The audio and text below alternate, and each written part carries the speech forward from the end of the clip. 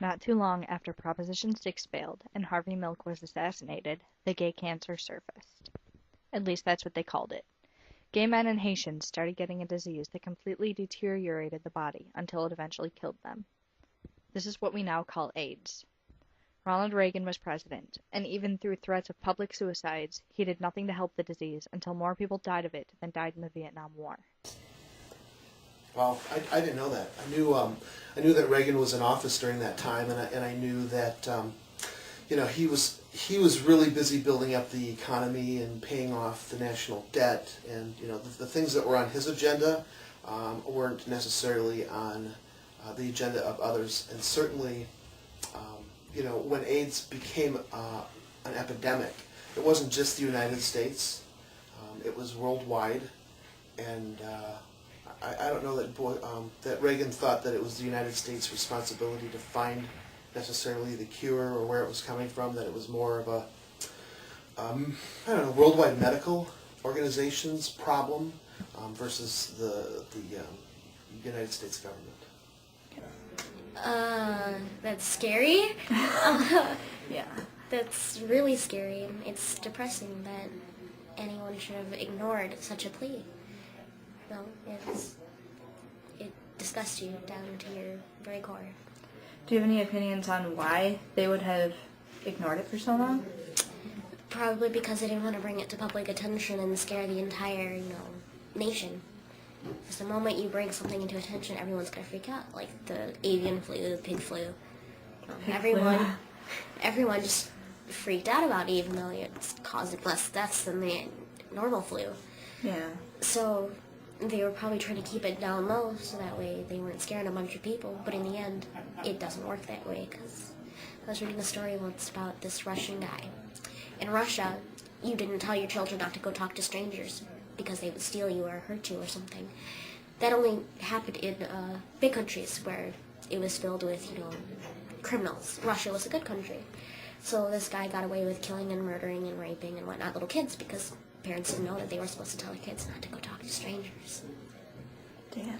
So I think it's kind of the same thing. They're trying to keep the idea that America's a wholesome country. We don't get AIDS. So. I think it was hopeless. I think they felt hopeless. I think they felt like they were being punished for something that wasn't their fault. That they were being blamed for something that nobody really knew what was their fault. We don't know necessarily where it came from, how it manifested so quickly in one population. But certainly I think that they were without hope. It was probably extremely scary to the point where you didn't want to be that anymore. Like, you wanted to change yourself in some way so that way you didn't have to even think that, hey, I like guys, or I like girls, I might get this disease, or hey, I'm Haitian, I have ancestry there.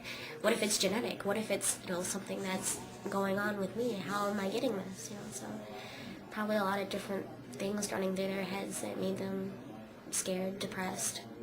I know that it's a disgusting disease, like it literally eats you from the inside. I know that there's little virusy things that go in through your cell portals. I know that it's still out there. I know that it's still killing people in huge numbers. Of course, we all know that there are ways to prevent getting AIDS or transferring AIDS virus to another person. And I also know that there's a new generation of people growing up that aren't afraid of it, like we were afraid of it. I think the medical, pharmaceutical industries are making billions off of extending the lives of AIDS victims.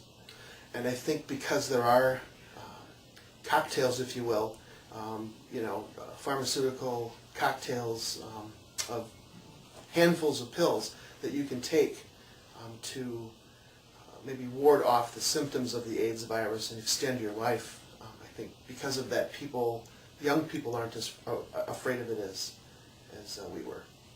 Okay. I think they see it as treatable. I don't know the symptoms. I just know you die a very shitty death.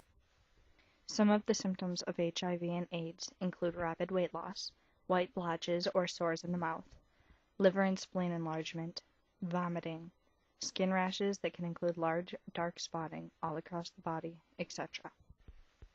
This disease kills you painfully and slowly.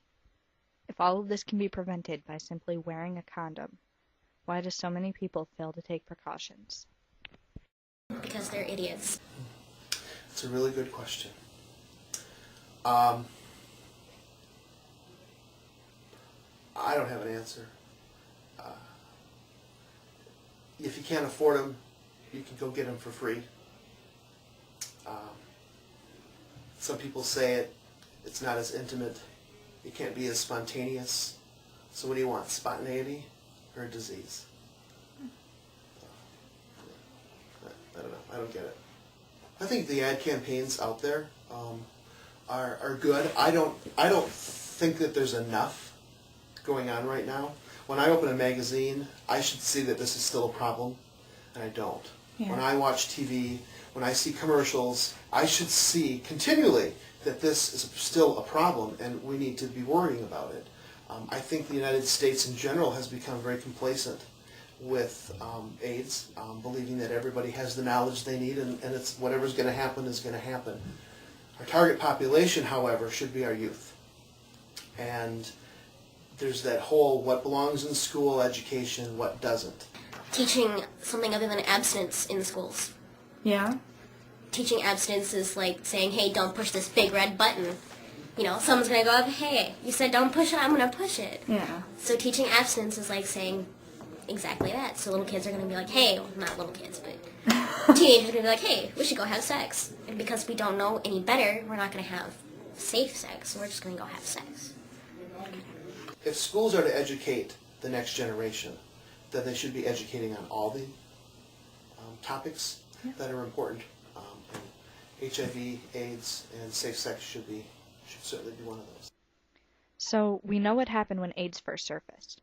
What would happen if another disease similar to AIDS surfaced and was only affecting a small minority of people? They'd probably hide it for as long as they could until someone said, hey, what's going on here? Someone take care of this. And even then, they'd take forever just because they're a bunch of assholes. Well, you know, not quite as severe, but really quite similar was the H1N1, the swine flu that we've seen. It's not gone yet, and so there's still some history to happen in regards to H1N1. But really, they, I believe, took a much more firm approach to H1N1. Again, it wasn't just the United States; it's an international problem. They quickly came up with a vaccine. They identified the population of people very quickly who were dying, which were the elderly, very young people, and people that had other health complications. And so really I would hope that if there's anything like AIDS that happened again, it would look a lot like the reaction we had to the H1N1.